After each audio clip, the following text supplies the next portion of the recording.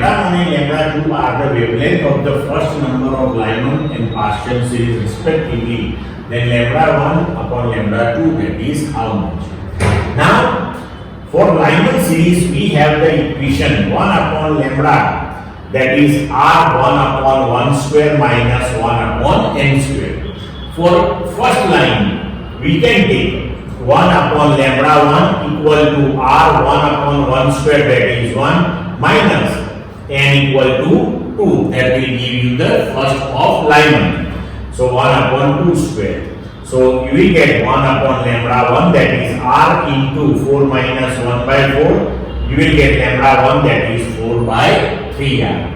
Now for partial series, we can write 1 upon lambda, that is r into 1 upon 3 square minus 1 upon n square. But for first line of partial, you have to take n equal to 4. So it is directly written 1 upon lambda 2 equal to r 1 upon 3 square minus 1 upon 4 square. So when you solve this one, you will get lambda 2, that is equal to 144 upon 7r. So lambda 1 upon lambda 2, that is 4 by 3r into 7r by 144. Solve it, you will get the answer 7 raised to 108. So your answer, that is D. Clear? Now question number 22. The wavelength of X-rays is in the range of 0.001 nanometer to 1 nanometer, and it is directly given to you in the chapter of electromagnetic waves that you have to remember. Now question number 23. In the radioactive transformation ZXA, Z plus 1, X1A, Z minus 1, X2A to Z minus 3, X3, A minus 8. Now, see here, ZXA. So from that, Z plus 1, X1A, that is possible when beta minus is emitted. See the first reaction. Then Z plus 1 X1A to Z minus 1 X1 A minus 4, that is possible when alpha particle is emitted. Here printing mistake is there. You have to write A minus 4. Then after Z minus 1 X2 A minus 4 to Z minus 3 X3 A minus 8, that is again possible when alpha particle is emitted as per these reactions. It implies that here the successive emitted radioactive reactions are beta minus and alpha alpha. So your answer is C. Here be careful, you have to write A minus 4. Okay. Now question number 24. The binding energy per nucleon of 8O16 is 7.97 MeV and that of 8O17 is 7.75 MeV. The energy required to remove one neutron from 8O17 is how much MeV? Very simple. You can write the reaction like this: 8O16, that is 8O17 plus 1 neutron.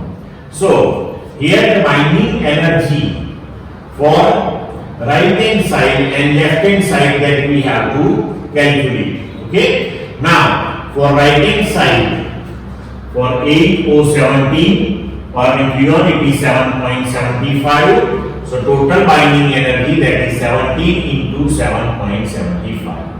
On left hand side, 16 nucleons are there and per nucleon binding energy 7.97. So 16 into 7.97, solve it, you will get the answer 4.39 MeV, means your answer, that is C. Now question number 25. The half-life of radioactive substance is 20 days. If 2/3 part of the substance has decayed in time t2 and 1/3 part of it has decayed in time t1, then the time interval between T2 and T1 is T2 minus T1 equal to what? Now see here, in 20 days half-life time, okay, the half-life time of radioactive substance that is given to you. So we can write the equation n equal to n0 e raised to minus lambda t. But here be careful. Your n, that is the number of undecayed nuclei. Here it is given to you 2/3 part of the substance has decayed. So at that time 1/3 part is undecayed. So first equation we can write 1/3 part of n0, that is undecayed. So n, that is 1/3 n0. That is equal to n0 e raised to minus lambda t2. Then after 1/3 part is decayed in time t1, it implies that here 2/3 part is undecayed in time t1. So 2/3 of n0 equal to n0 e raised to minus lambda t1. Now take ratio of these two equations.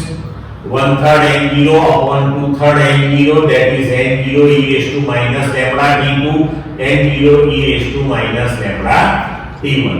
So here on left hand side we will get half, on right hand side take this e raised to minus lambda t1 in numerator. So e raised to minus lambda t2 plus lambda t1.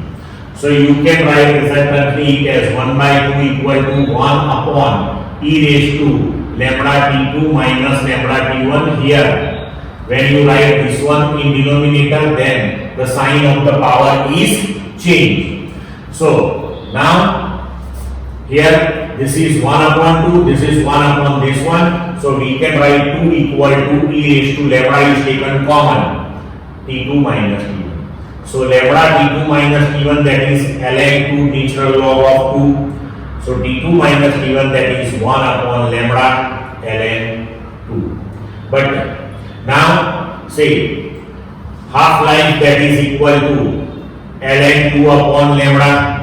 So t2 minus t1, that is equal to half-life. So your answer, that is 20 days. Here you have to take log at the base of t, or you have to write ln 2. Clear to all of you? Question number 26. The frequency of the output signal becomes how many times by doubling the value of the capacitance in LC oscillator circuit? Very simple question. We have the frequency for LC oscillator circuit, that is 1 upon 2 pi under root 1 upon LC.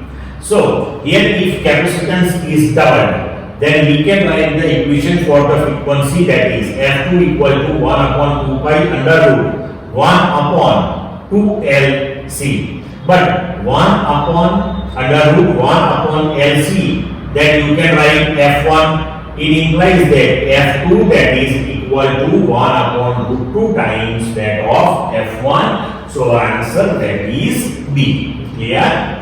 Then after 27. In the Zener diode, the reverse bias voltage is 3 volt and the width of the depletion region is 300 angstrom. The electric field intensity will be how much volt per centimeter. Now, electric field intensity, for that we can write equation E, that is V by D. V, that is given to you 3 volt and D, that is 300 angstrom. So that is 300 into 10 raised to minus 10 meter. So we can write E, that is 3 upon 300 into 10 raised to minus 10. So 1 into 10 raised to 8 volt per meter. Now meter, that is 10 raised to 2 centimeter. So if you want to convert this one in centimeter, then meter, that you have to replace by 10 raised to 2 centimeter. That 10 raised to 2 if you take in numerator, then 10 raised to minus 2. And here you have to write volt per centimeter. Rectify this printing mistake. So you can write 10 raised to 6 volt per centimeter, means your answer is A. Clear? Now, question number 28. The collector supply voltage in CE transistor amplifier. But now see, this transistor amplifier circuits related to transistors are not in your syllabus, so no need to think about this particular question. Now, question number 29. The range of the frequency of audio signal, that is very simple, 20 Hz to 20 kilohertz, that we have to remember. Then question number 30.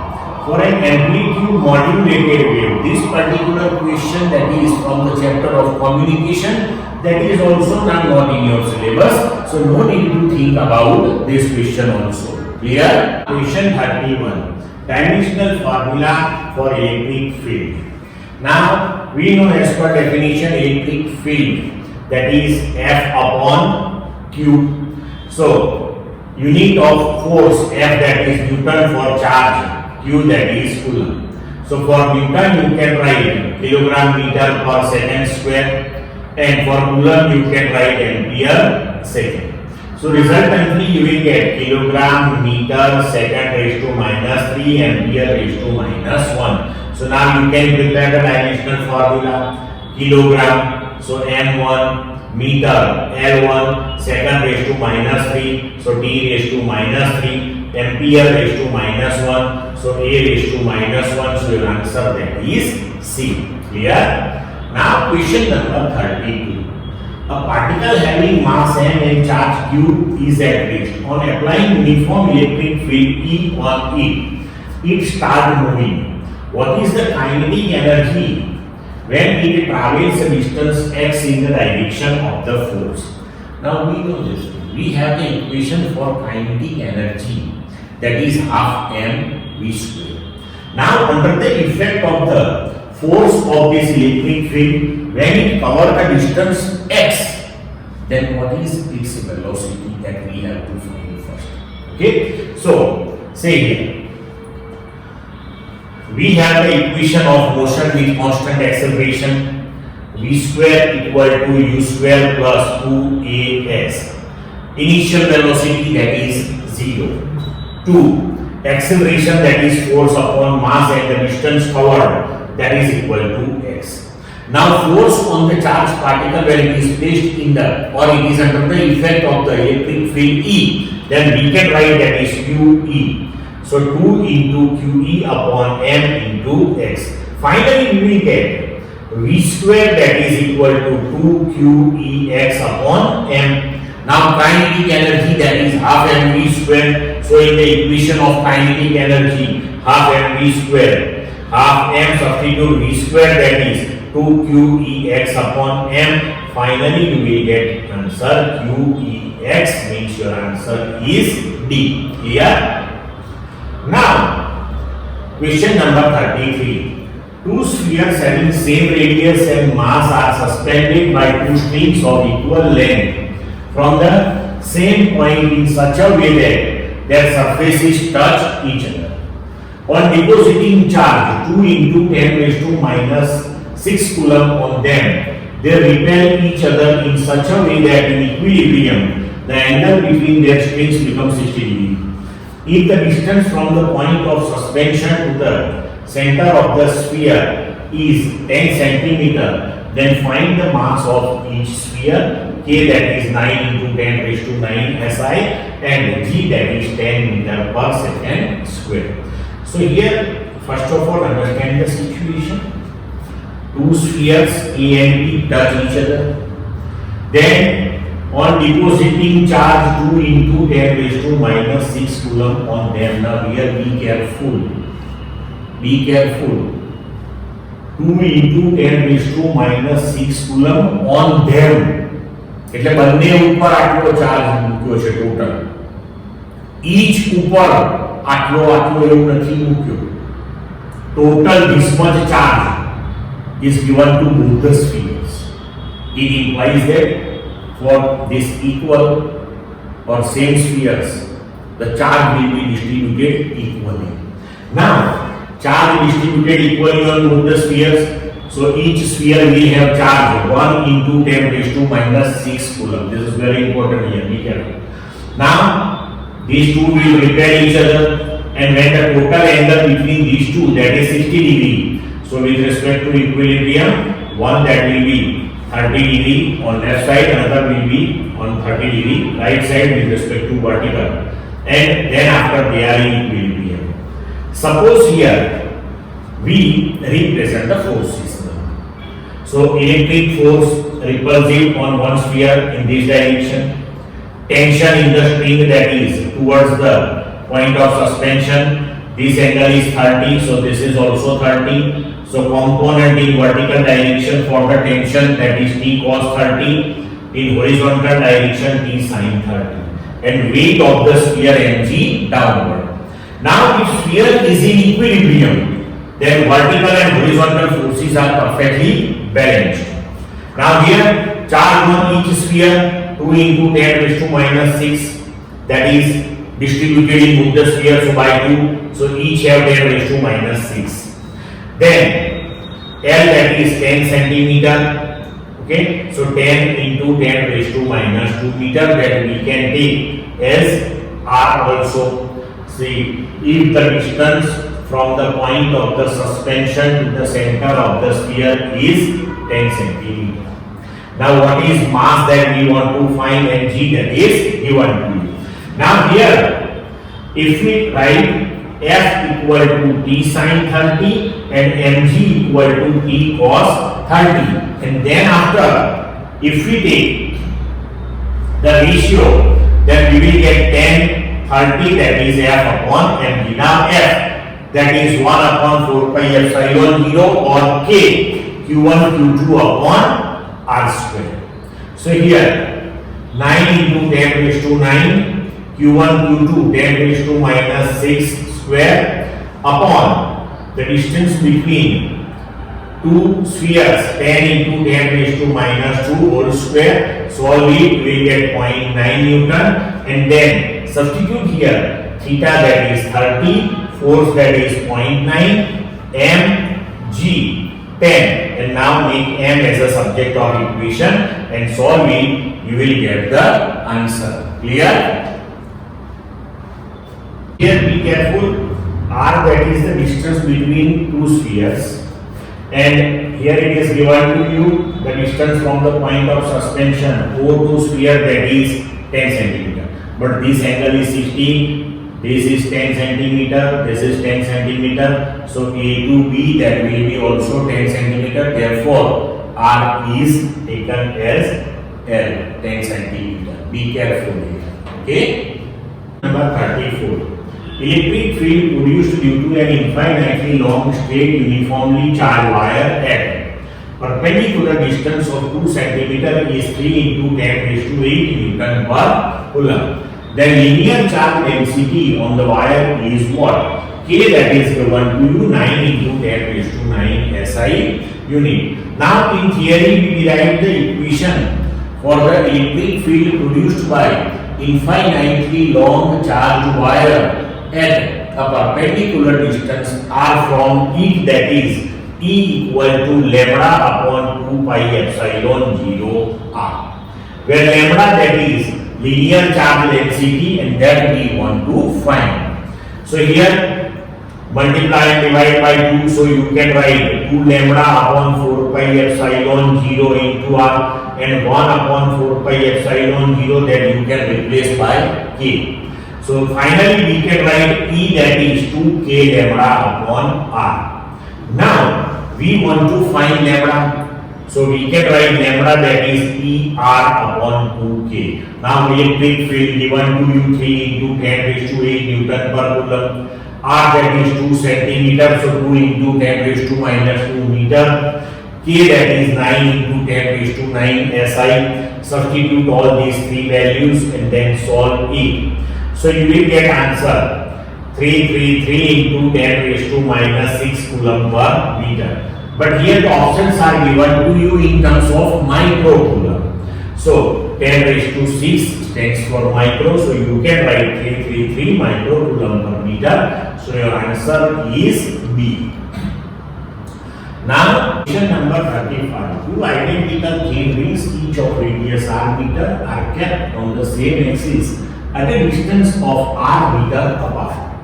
If the charges on them are 10 coulomb and 5 coulomb respectively, calculate the work done in moving charge q coulomb from the center of one ring to that of the another one. Now see the situation given to you, that is as shown in this figure.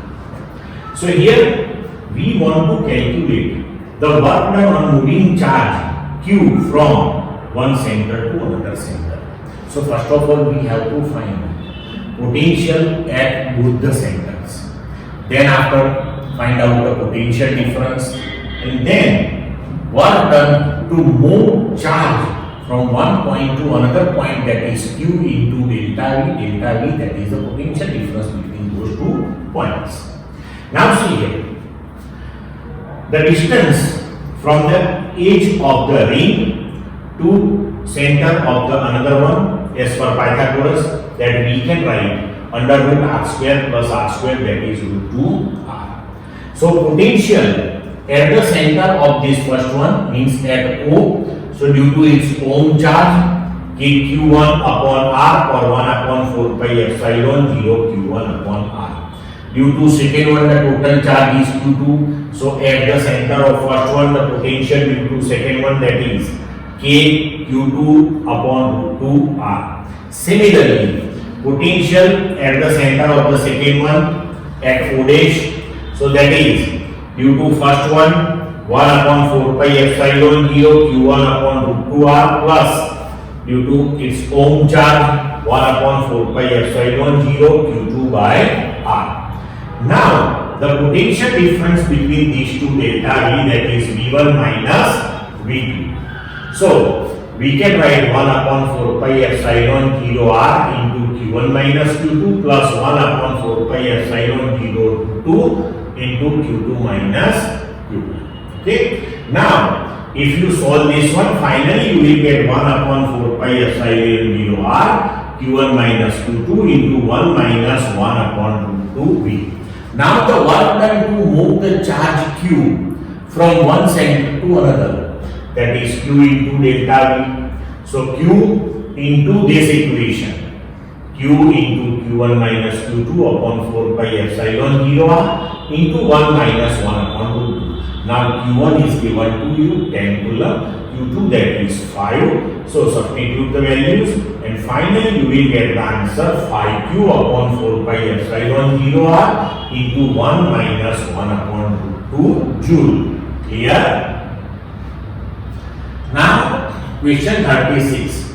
Q amount of electric charge is present on the surface of the sphere having radius R. Then electrical potential energy of this system is what? We can consider this sphere as a capacitor. So we have the equation for the energy stored in the capacitor, Q square by 2C. But for sphere, the capacitance, that is 4 pi epsilon 0 R, 4 pi epsilon 0, that is 1 upon K. So we can write that is R by K. So replace C by R by K. So your equation comes to half KQ square upon R, means your answer is C.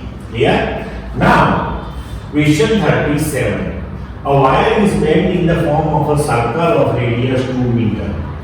Resistance per unit length of the wire is 1 upon pi ohm per meter. Battery of 6 volt is connected between A and B.